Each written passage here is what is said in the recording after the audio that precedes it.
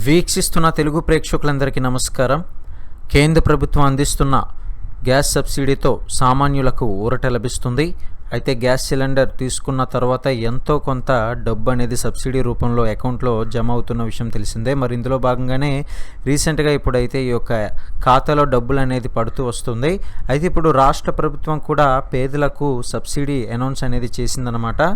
ఇది నిజంగా ఒక మంచి విషయం అని చెప్పుకోవచ్చు. అయితే రీసెంట్గా అధికారంలోకి వచ్చిన తెలంగాణ ప్రభుత్వం ఎన్నికల ప్రచారంలో భాగంగా తమ పార్టీకి ఇచ్చిన 6 గ్యారెంటీలపై పూర్తి ఫోకస్ పెట్టే అన్ని పథకాలు అమలు చేస్తుంది.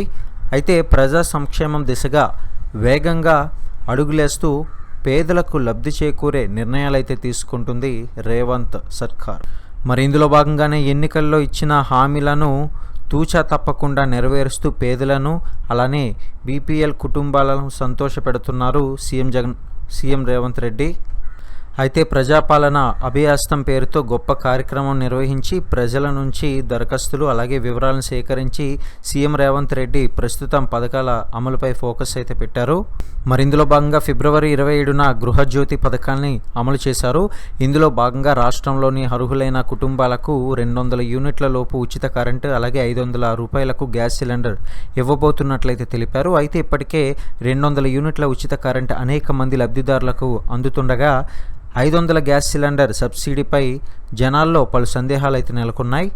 మరి ఈ యొక్క నేపథ్యంలోనే ఈ మహాలక్ష్మి పథకంలో భాగంగా ఇస్తున్న 500 రూపాయలకు గ్యాస్ సిలిండర్పై తెలంగాణ పౌర సరఫరాల శాఖ కీలక ప్రకటన అయితే చేసింది.